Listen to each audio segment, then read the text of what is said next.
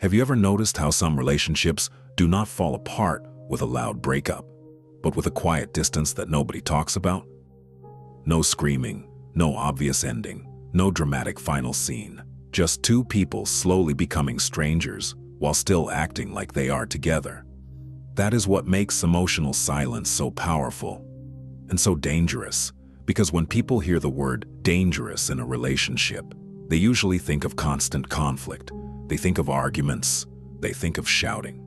They think of fighting over small things. They think of the kind of relationship where peace feels impossible. And yes, constant conflict can be very harmful. It can drain love, create fear, and wear both people down emotionally. Oh, but there is another kind of danger that is quieter, less obvious, harder to notice, and sometimes even more destructive: emotional silence. Today, let us go deeper into this question. What is more dangerous to a relationship? Constant conflict or emotional silence? At first glance, many people would say conflict, and that makes sense. Conflict is loud. Conflict is visible. Conflict makes everything feel unstable. When a couple is always arguing, the pain is easy to see. It looks unhealthy. It feels unhealthy. Everybody can tell something is wrong. But here's the thing most people do not realize. Conflict still means there is emotional movement. People are still reacting, still caring, still trying to be heard, still trying to protect something. Even if they are doing it badly, there is still energy there. That energy matters because arguments often happen when two people still want connection, but they are struggling to express it in a healthy way. A person says, "You never listen to me." What they may really mean is, "I need to feel understood." Another person says, "You do not care about me anymore." What they may really mean is, "I am scared of losing closeness with you." So while conflict is painful, it often means the relationship is still emotionally alive. The fight is proof that something still matters. Silence is different. Silence does not always arrive dramatically. It usually creeps in slowly. It starts small. One person stops sharing as much. Then conversations become shorter. Then texts become dry. Then eye contact disappears.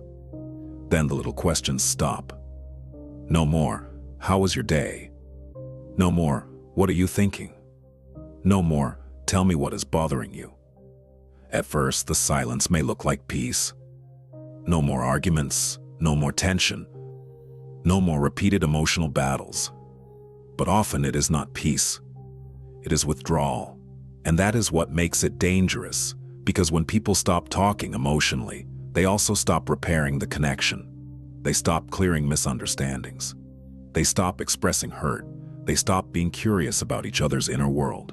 And once that happens, the relationship can begin to feel empty even if both people are still physically present. That is one of the loneliest experiences a person can have, being with someone, but feeling emotionally alone. It can happen in a house. It can happen in a car. It can happen while sitting right next to the person you love. That is why emotional silence cuts so deeply. It does not attack the relationship in one loud moment.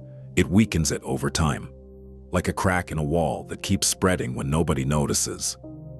At first, the relationship still functions. You still talk about bills. You still plan the week. You still share space. But the heart of the relationship slowly changes. The warmth fades. The trust weakens. The curiosity disappears. The sense of us starts to vanish. And the most painful part is that many people do not notice the damage until the relationship already feels cold. They say things like, "We are fine. We are just busy. We are just tired. We do not fight, so it should be okay." But not fighting does not always mean things are healthy. Sometimes it means both people have stopped trying. Sometimes it means one person got tired of reaching out, and the other person got used to the distance. Sometimes it means both people have learned to survive without real emotional closeness. That is a very dangerous place to be, because relationships do not only need shared space, they need shared truth. They need honesty. They need openness. They need vulnerability. They need repair. Without those things, the relationship may still exist in form, but not in spirit. And that is where silence becomes powerful. It removes the emotional heartbeat. Now, there is something important to understand here. Not all silence is bad. Healthy, quiet moments are normal. People need space. People need rest. People do not have to talk every second to prove love. But emotional silence is different from peaceful quiet. Healthy quiet feels safe. Emotional silence feels distant. Healthy quiet gives room. Emotional silence creates a wall. Healthy quiet says, I am calm right now. Emotional silence says, I am no longer opening up. That difference matters, because a relationship can survive some space. It cannot survive endless emotional absence. And many times, emotional silence begins after too much conflict. This is where things get very real. A person who has been hurt too many times may stop speaking honestly, not because they do not care, but because they are tired. Tired of repeating themselves, tired of being misunderstood, tired of having deep conversations that go nowhere. So they retreat. They keep the peace on the outside, but inside they are shutting down. This is how some relationships enter a silent stage. Nobody is fighting, nobody is openly complaining, nobody is trying to fix anything, and that can look calm. But under the surface, the connection is fading. One of the saddest things in relationships is when people become polite strangers. They still greet each other, still manage responsibilities, still behave properly, but the emotional closeness is gone. No warmth, no softness, no real openness, just routine. And routine without connection can feel like emotional loneliness. That is why silence can be more dangerous than conflict. Conflict at least says, this matters enough for me to react. Silence can say, I no longer expect anything to change. And when a person reaches that point, the relationship is in serious danger, because hope starts disappearing. They stop expecting comfort, stop expecting understanding, stop expecting repair, and once hope fades, emotional disconnection usually follows. This is why many relationships do not die from one big event. They die from repeated small moments of being unheard, a question ignored, a feeling brushed aside, a concern minimized, a conversation avoided. These things add up.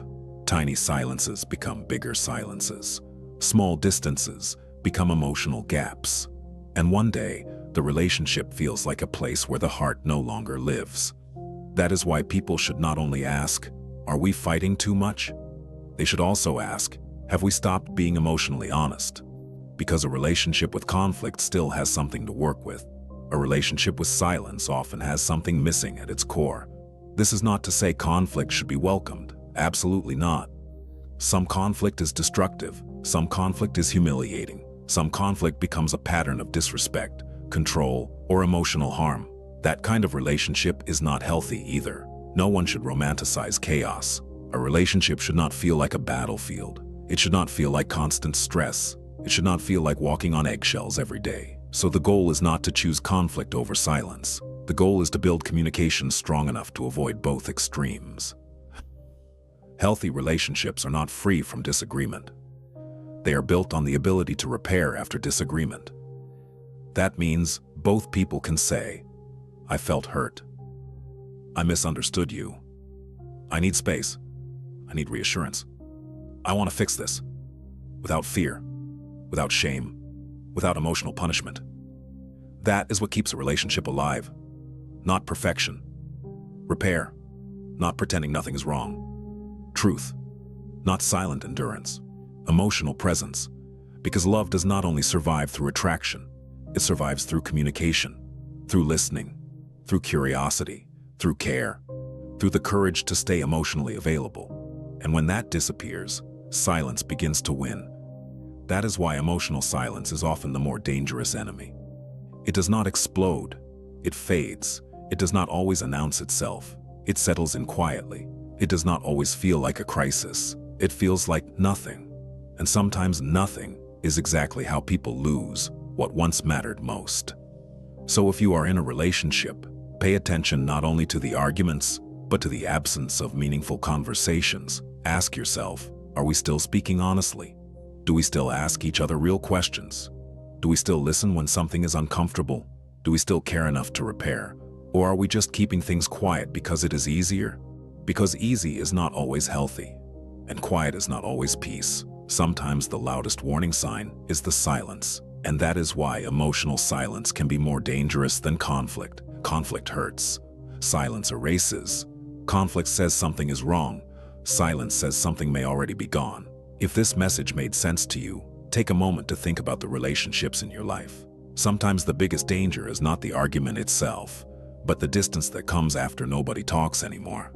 If this video spoke to you, like, share, and subscribe for more deep conversations about love, relationships, and human behavior.